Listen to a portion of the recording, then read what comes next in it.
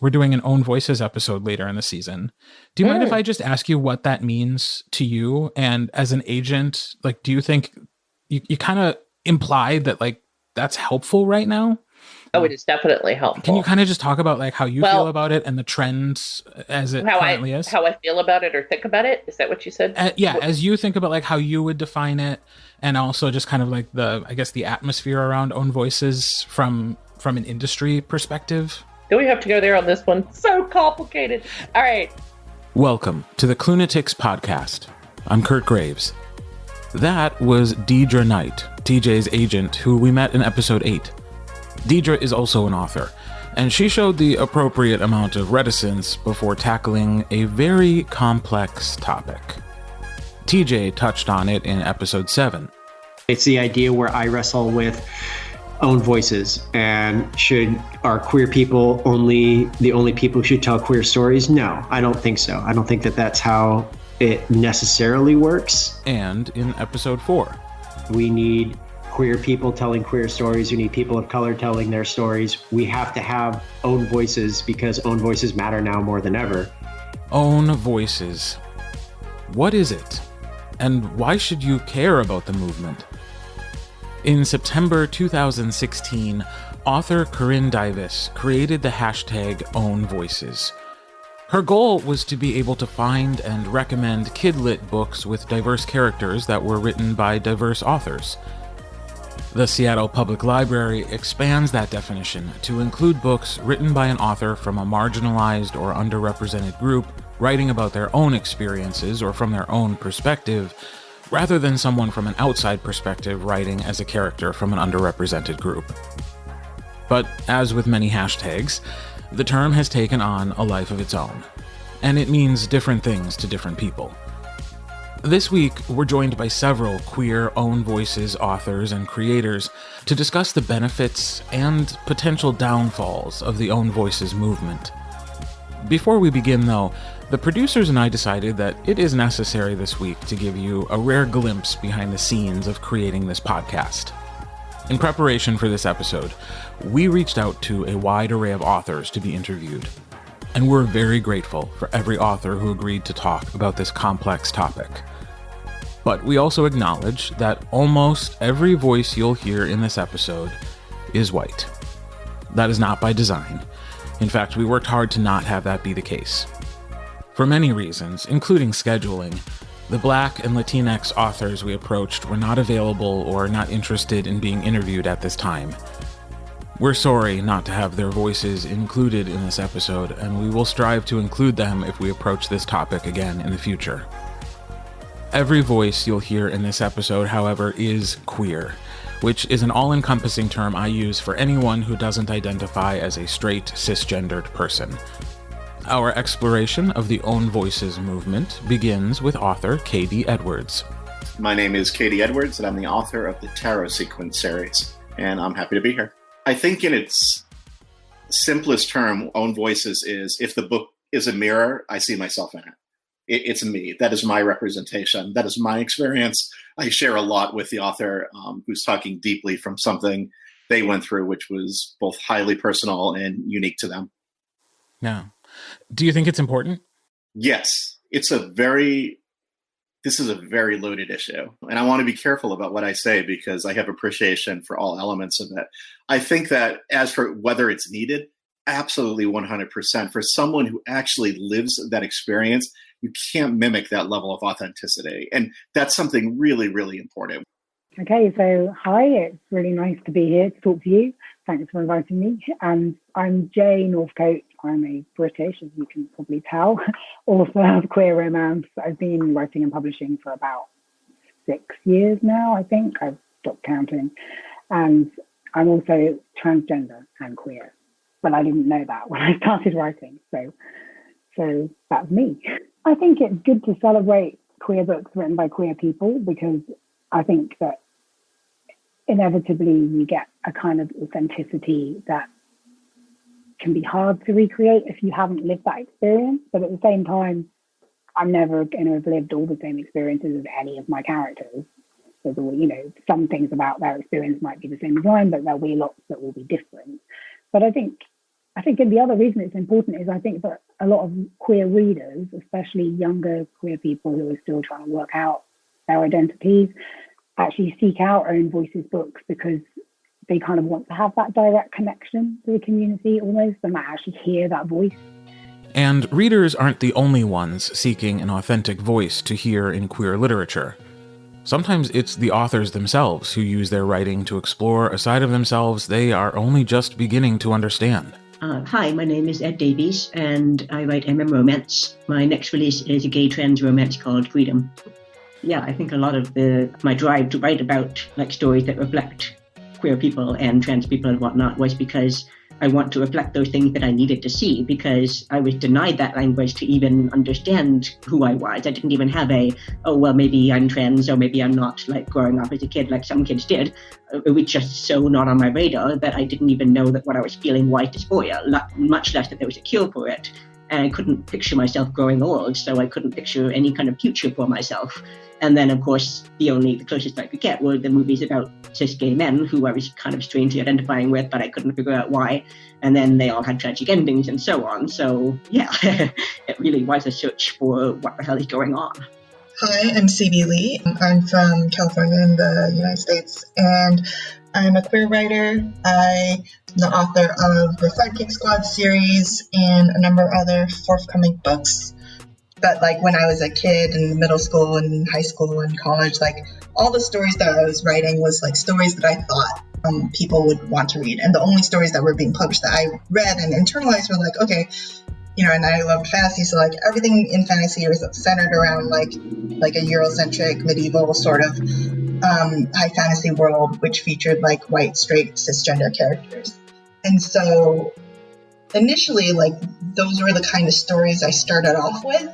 And I had a real trouble trying to see myself or even just getting to the point where writing myself into fiction, into these stories, because I didn't see queer people like me or people of color could have those same kind of adventures or happy endings, because we weren't in these stories to begin with.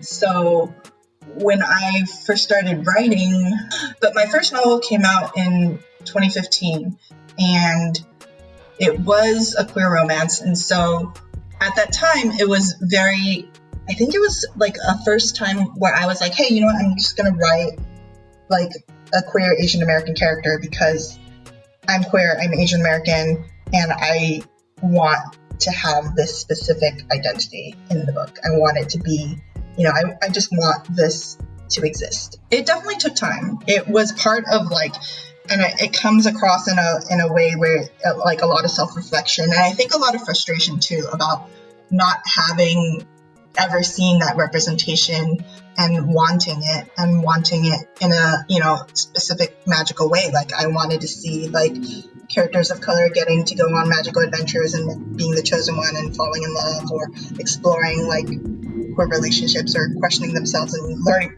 more about themselves. I definitely wanted all of that. Author April Daniels is a trans woman who writes Own Voices books. April provided written responses to our questions, and we'll hear her answers as read by a friend and fellow narrator, Lindsay Dorcas. If there was a book about a boy who became a girl as part of an adventure and decided to stay that way, available when I was young, I did not see it. And, of course, I was closeted. So even being seen looking for such a book was a scary, frustrating process. People interpreted me as a closeted cis gay boy. None of us understood that I was gay for girls.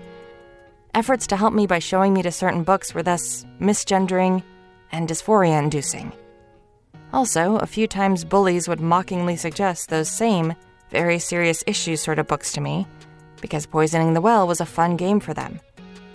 I'd just never seen anything that included the sort of escapist elements I liked, with a sympathetic trans girl viewpoint. If I'd had something like that, something that explicitly called itself a transgender narrative, while still being fantastical, I think parts of myself I didn't find until much later would have been available to me at an earlier, healthier age. You've got to meet people where they're at if you want to get to them.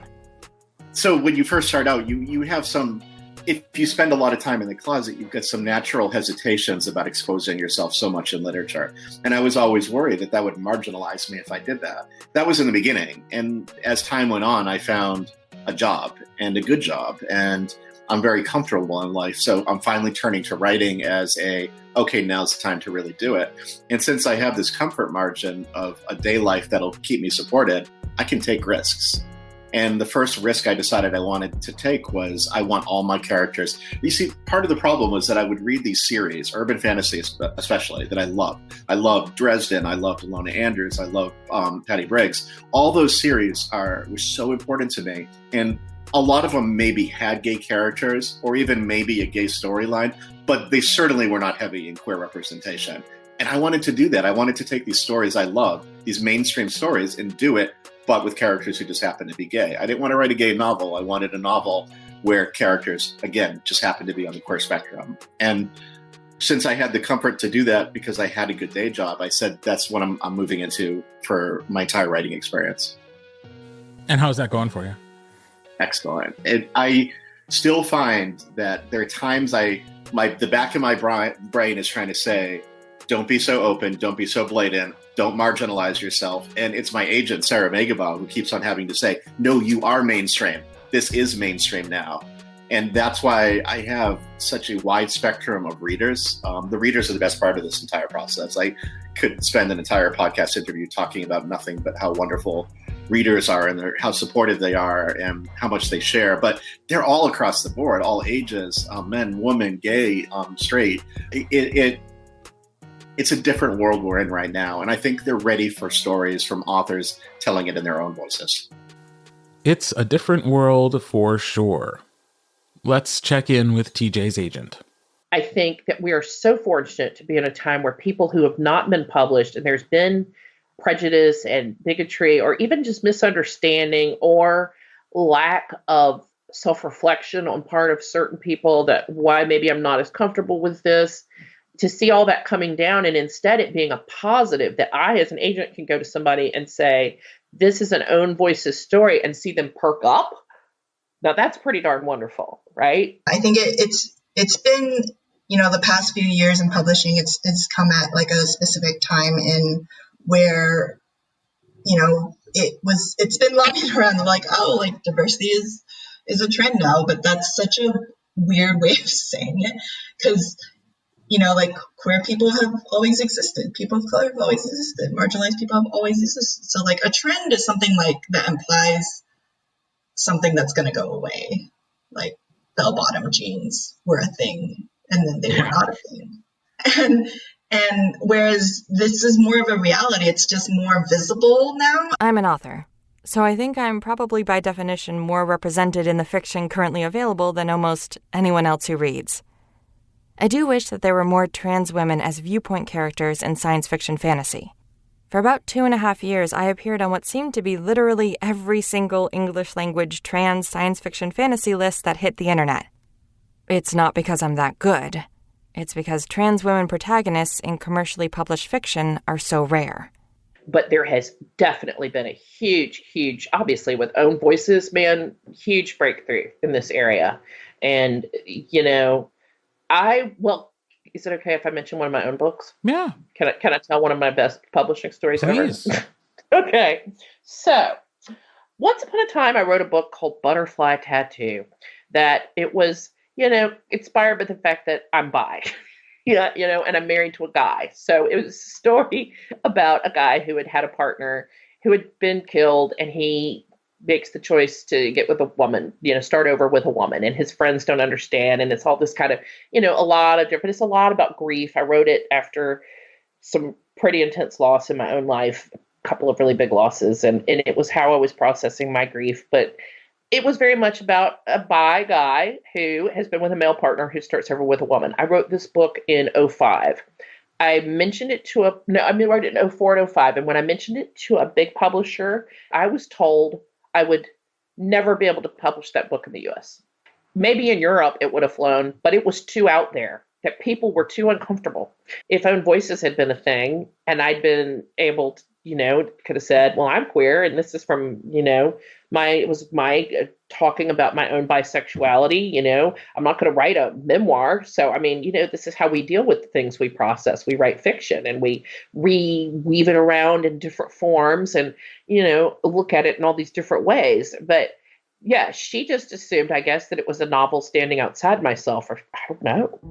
Own Voices involves a certain level of exposure for authors. And despite the belief that all publicity is good publicity, sometimes exposure takes a toll on authors.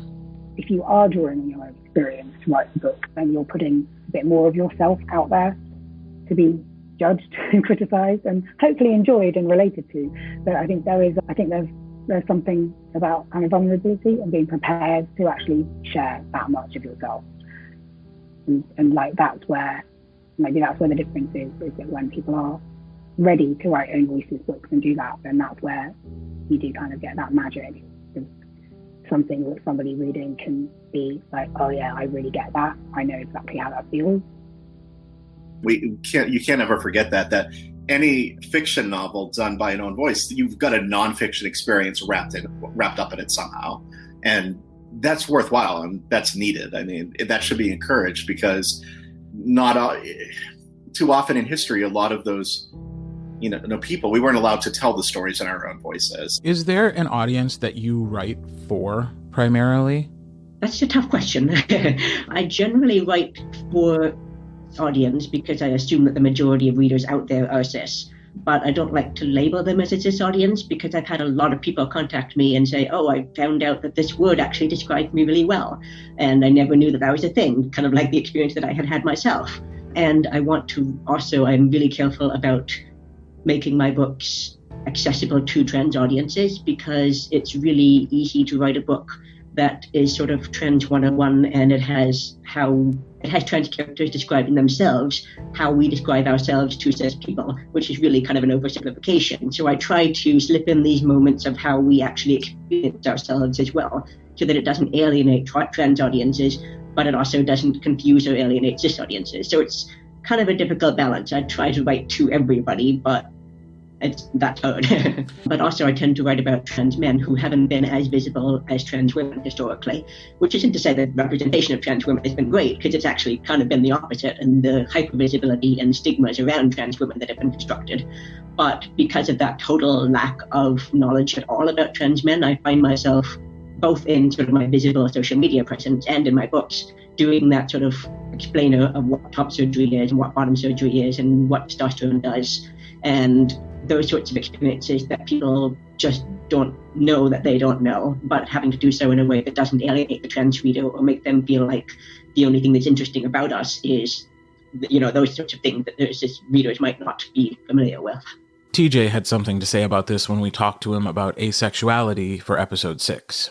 When I say that I'm writing Own Voices, I want people to understand what that means and not make an assumption on what it means. And I mean, there's people who don't know what asexual means. There's people who don't know what Own Voices means. There's people who don't know what it means to be poly or pan, anything like that. And if you're going to be talking about that kind of a stuff, you have to think of it as potentially being a teachable moment while not trying to be condescending or pandering. So it's a fine line to walk, but if you're going to be including those kinds of characters, then you need to be doing it right, man. You have to be doing it within all your creative power to not fuck it up. Because if you do fuck it up, if you have, say, a book that'll remain nameless at this point, but it was a book where one of the characters was ace, and then all of a sudden, oh, I'm not asexual, I guess, because I just hadn't found the right dick to stick in me. And that just fucking blew my mind, and I was horrified and hurt, and that pretty much put me off reading what's considered romance forever. Because it's just, I don't know. Again, people can write what they want, but have some respect for what you're writing about. Hi, my name is Charlie David, and I'm a film and television producer, as well as writer and audiobook narrator. Yes. Narrator of the second book in the Bear, Otter, and the Kid series for TJ Klune, which listeners of this podcast will recognize you from, if not many other things. So. Yeah, absolutely. I, had the absolute pleasure of narrating who we are for TJ Klune. You just had a documentary come out here on Amazon Prime in the States that you filmed at GRL last year. So I saw you and your cameraman running around the whole time. We're going to talk about Own Voices, but since that was really a theme of the film, I was also wondering, like, what made you want to make that movie? Well, that documentary, What Women Want, Gay Romance, and I like the title because I feel like it's intriguing, but it's also so limiting in itself as a title.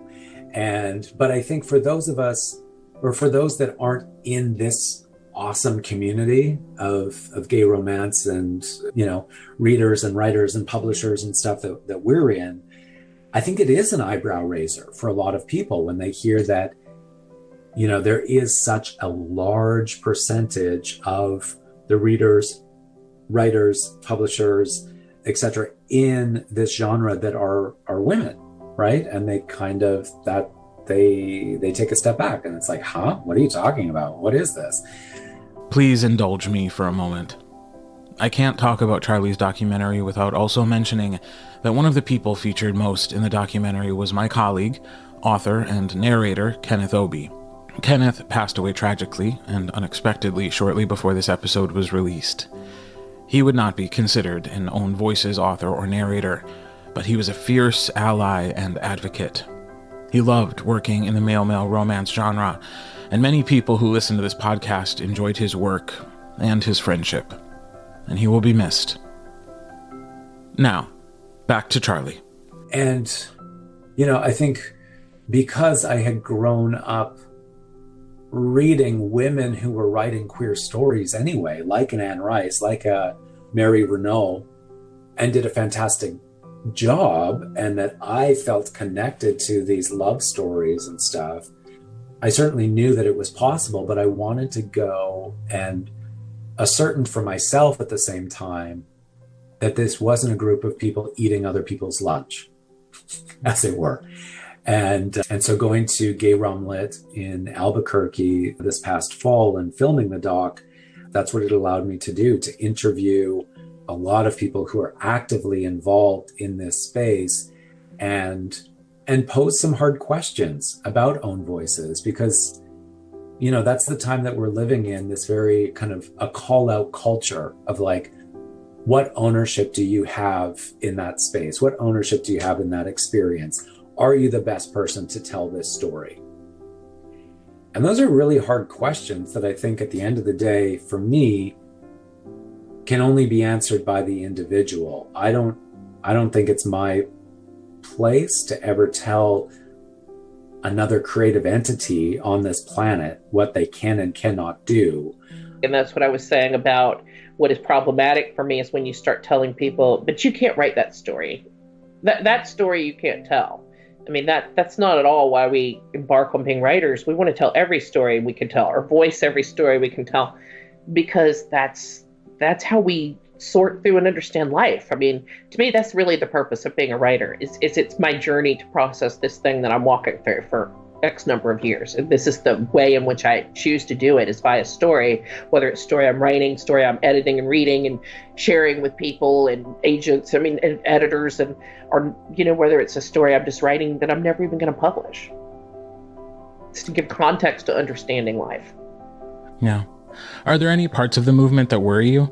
It worries me if it's ever being used in a way that does, exclude and try to push out other authors who are brilliant and doing a really good job and who write really sensitive, well-researched stories, because like I said, I might write about a trans character, but that doesn't mean that the rest of their experiences can be the same. And I've been writing about cis gay men for a very long time. Clearly, that's not an experience that I've ever had growing up.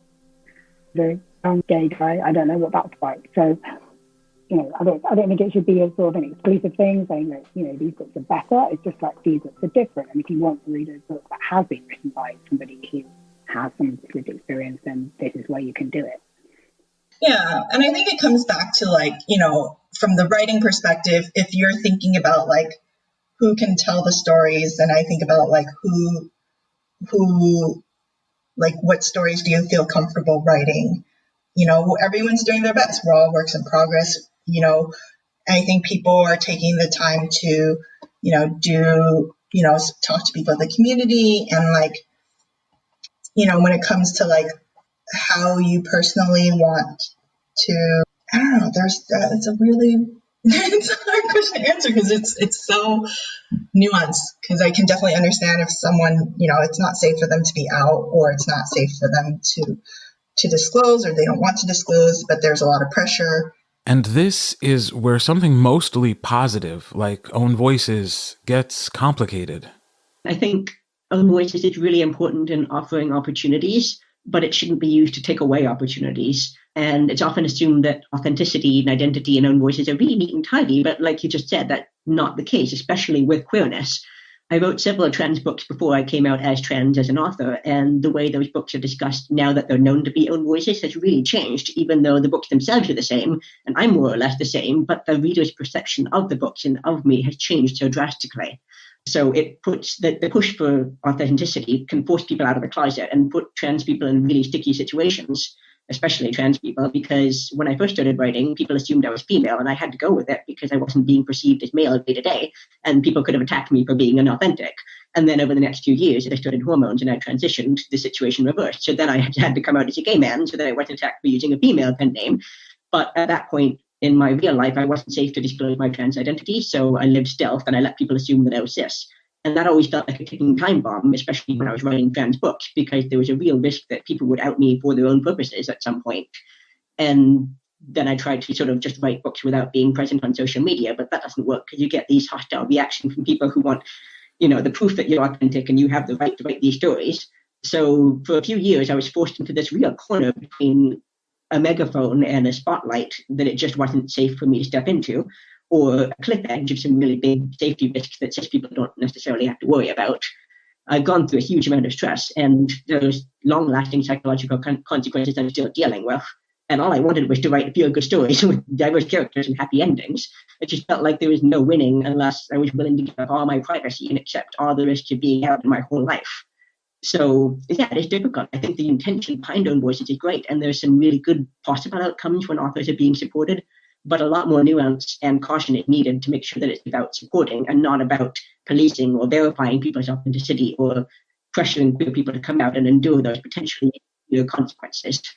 Yeah, absolutely. It's up to people to choose whether they want to be open about their identity or not, particularly with trans authors, because obviously a lot of transgender people don't want to disclose their history once they get to a certain point in transition, in a way, like part of the, for a lot of trans people, they just want to leave that past behind and just get on with living how they identify now. So, that's definitely true. And likewise, as readers shouldn't put pressure on authors to write own voice stories if they don't want to, because I think a lot of, I know a lot of trans authors, and I know a lot of people who've come out relatively recently, a bit like me, and had that kind of journey of discovery.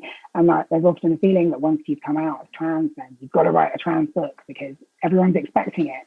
And some people aren't ready to. Some people will never be ready to. Some people just, wouldn't choose to go into that experience in their writing. And that, that's something that has to be very much like personal choice. Yeah, absolutely. Yeah, it's not your duty. It's not your duty to write an own voices book just because you can. I used to be all in for the own voices movement, but now I wonder if that's becoming only another channel for the commodification of identity. How many authors of a given background does the industry need to feel like they've covered their bases? Is there a Black trans woman whose vision is even greater than mine, who won't get her shot because I was let up first? Own voices is still far and away a better impulse than tokenization from an industry still dominated by middle and upper class white people. But I wonder if it is also an answer to the wrong question. Maybe we need to be asking why the problem that the own voices movement is meant to fix exists in the first place. So you might be wondering, can I write that character or nah? When I'm on panels and stuff, I get asked by random people all the time for permission to write a queer character or a character of color, and I'm like, I can't give you that permission. It's your call. You're the writer. You can do your best to write but there's also, I feel like, a level of like, you should ask yourself what, like, you know, when people are like, oh yeah, we want to be more dispersive, you know, we want to be more inclusive, but I don't feel like I would be comfortable writing this, then, you know, there's a lot there. There's a lot of like, you know, people asking like, oh, is it okay if I write this? Is it okay if I write this if I do the research? Is it okay if I write this if I get beta readers? Those are all good things to do. Yeah. And there's a lot of like, you know, like I've written characters who like I don't share backgrounds with. And I think there's a difference between like saying like, oh, I'm going to write like the one experience versus like, oh, I'm going to write a character who has had this experience because I want this character to be in my books because these people exist in the world. And I want to show that, you know, these characters can also exist in this world. Do I write queer people? Yes. Do I write queer romance? Yes, I do. Do I write just queer romance? No. Most of my books have some other aspect to them, but that's just how I want to write. There's nothing wrong with people of whatever sexuality writing whatever they want. I'm just concerned that the monster that is the romance genre is losing sight of the people they're writing about. I understand that romance is a genre created and for the most part written by women. And I know that most authors are not trying to fetishize the community in which they write. But I would caution people against proclaiming yourselves experts at a genre or a situation in which you are merely a contributor and not actually a part of. And it really concerns me that people are. I've struggled with the label of the genre for a long time now. I don't know that that's quite where I fit in, and that's on me. That's not on anybody else. That's on me. And I think that I've had to kind of divest myself from that particular genre just because it's not something that I'm comfortable necessarily being a part of anymore. Do I write queer people? Yes. Do I write queer romance? Yes, I do. Do I write just queer romance? No. Most of my books have some other aspect to them, but that's just how I want to write. There's nothing wrong with people of whatever sexuality writing whatever they want. I'm just concerned that the monster that is the romance genre is losing sight of the people they're writing about. You know, I don't want people to think that like, hey, like you can only write about your background, you know, and I think we're limiting people to, I don't want people to feel limited by like their experience, you know, like you want to be able to write broadly and widely. You know, but, you know, we all say it, but it's true. Like if you only ever wrote characters who you could share their experience, then all of your books would be about you having relationships with people who were exactly like you and whose friends were all exactly like you.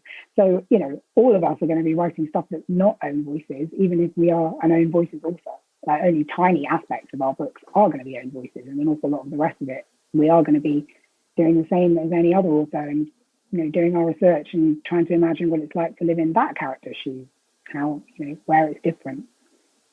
No, I can't. I don't think I'll ever go that far to say that completely because, again, I've just seen too much change in my life that when someone's brave enough to tell a story, even if it's not their own story, it opens the door for other people to tell their stories. I've seen that time and time and time again. The only time I hesitate is when I see someone do it poorly. When I see someone including maybe a gay character, I couldn't even give you an example of this because it's been so long since I've seen it. But in the past, a lot of times you'd see gay characters and you'd be focusing on their, you know, maybe femininity or something like that. It wouldn't be focusing on their real story. I think that's what bothers me. If someone is telling a story, which maybe isn't own voice, but they're not telling it well. So I think there's actually big benefit sometimes in having these stories that are told by non-queer authors as well, because the biggest names in the genre are often people who have relatively more privilege, more safety, a bigger platform, and they build a lot of reader trust. So if we can encourage people to tell these stories, readers might check out a trans book by their favorite author, and then they realize, oh, they enjoy these characters, and they seek out other books that are by both trans and cis authors and so on. And that's actually what happened to me at first, because people assumed that I was a cis author writing trans stories, so they took a chance on the book. And then I actually got people writing to me saying, at first I wasn't sure about reading a trans character, but now I totally get it and I want more. And that was actually really exciting for me to hear as a trans person. And that's the kind of benefit that can come with people being brave enough to tell their stories. And I think there is that difference between telling stories about the experience of being a marginalized person versus in which a character is a marginalized person. And I think that latter is where the other authors can really help broaden diversity in fiction without taking the opportunity to tell the really specific story about being marginalized away from somebody who's lived that themselves. So finding ways of promoting and supporting and mentoring those authors who do openly identify as own voices, if you're not own voices, is a really powerful way that you can help. And just encouraging lots of different stories and lots of different types of stories, and critiquing sort of the story based on whether it fits into a range of plausible and realistic experiences of a group, rather than sort of the one narrative and these boxes that have got to be checked, and whether or not, it's following this standard path. And that's where the stories that are just happen to have marginalized characters in them are really powerful. So how can you do it correctly? Do you have any advice for how authors who are not own voices but want to tell diverse stories can approach that? I mean, absolutely consider the concept of diversity readers. Find someone who that is their experience, that is their voice, that is their reflection in the mirror the book holds up. Have them read it and give feedback on it. Join a writing group. That's been by far the best thing I've ever done in my entire life as far as being a writer, to be a member of a writing group and get constant feedback from my peers who know my story and are targeting this as a question then when they review my story. So the best advice I would give is get feedback, get lots of feedback. I think stopping and remembering what you have in terms of privilege is definitely the first step, but not getting bogged down in that. So I see a lot of people who sort of get so wound up by potentially saying something wrong and then the consequences, and kind of feeling like for example, homophobic or transphobic or whatnot is a noun. And once you are homophobic, once you've said something homophobic, that's it. That defines you forever. And so that kind of stops them. They go, oh God, I can't make a mistake, so I'm just not going to try. So being kind to yourself, I think, is where it starts, and recognizing that you don't know what you don't know yet. And then listening to trans people, listening to queer people, when we correct you, just saying, oh, I didn't know, sorry, and then trying to do better. That's really all it takes most of the time in order to sort of correct those missteps, I think. I mean, I guess it's about listening to what people are saying. If you're on social media, if you're friends with people in the queer community, listening to conversations, seeing what people are saying, seeing things that matter, reading people's blogs that people have chosen to share aspects of their own lives, reading. That's how you can sort of find out more and empathize more with things that other people have experienced. Those are some of the things that I would say to do. And obviously, if people are concerned that they're getting some aspect wrong, or they're worried that they might have written something that could be problematic, then that's where sensitivity readers can be really helpful. I mean, I feel like there have been these incredible examples of people who are not own voices creating stories that resonate widely and deeply with people. So I think for me, it just comes back to empathy, open-minded, and having a big open heart and a willingness to learn. And I think they are, they're almost different genres, like gay literature, by which I would, maybe define authors like a James Baldwin or an Andre Aciman or Andrew Holleran, who are gay men writing gay fiction, and that often tends in a kind of more melancholy, sometimes tragic vein, because that's what we've experienced. And we're now in this new period of, with gay romance, that is really looking for the brighter side, the romance, the optimism, the joy that is possible for all of us. And perhaps it has needed to be a community of allies, supporters who are largely a different gender, to look at our lives from the outside and see the potential of them. That maybe we haven't been able to fully see ourselves because we've grown up feeling the friction of being an outsider. And I feel like it's maybe only this new generation of kids now in really awesome, unique circumstances where diversity and inclusion is realized, that perhaps they will be an untarnished own voice of writers and storytellers that we haven't even witnessed yet. Like several other episodes we've done, we know that this is just the beginning of a conversation. Maybe own voices is something you've thought a lot about and have well-established feelings that are different from any expressed here. Perhaps you've never heard of it before.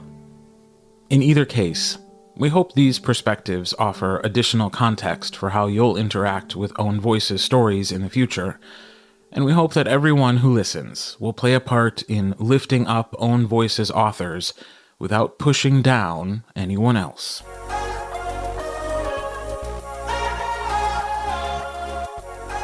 The Klunatics podcast is produced by Susannah Frigo, Louis Garcia, Angela Noll Mohn, Sita Rajasingham, Mia Sciberras, John Steiger, and me. This episode was written by Susannah Frigo. Special thanks to Lindsay Dorcas for voicing the answers provided by April Daniels.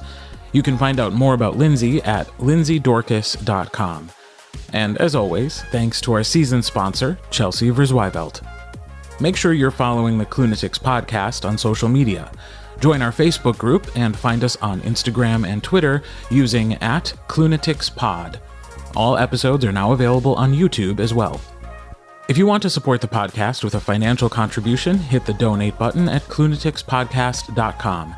Anything we collect from now until July 1st, 2020 will be donated to the Trevor Project. We are once again challenging you to share the podcast with someone new to the world of TJ Klune. Share your favorite episode with them and let us know how it goes. Send us an email at klunaticspodcast@gmail.com. Additional information about the podcast, including episode transcripts and the Clune Speak Don't Be a Dictionary, is available at klunaticspodcast.com. You can find out more about me and my work at kirtreads.com. That's KIRTREADS.com. All music and sound effects heard in this episode are licensed by Storyblocks Audio.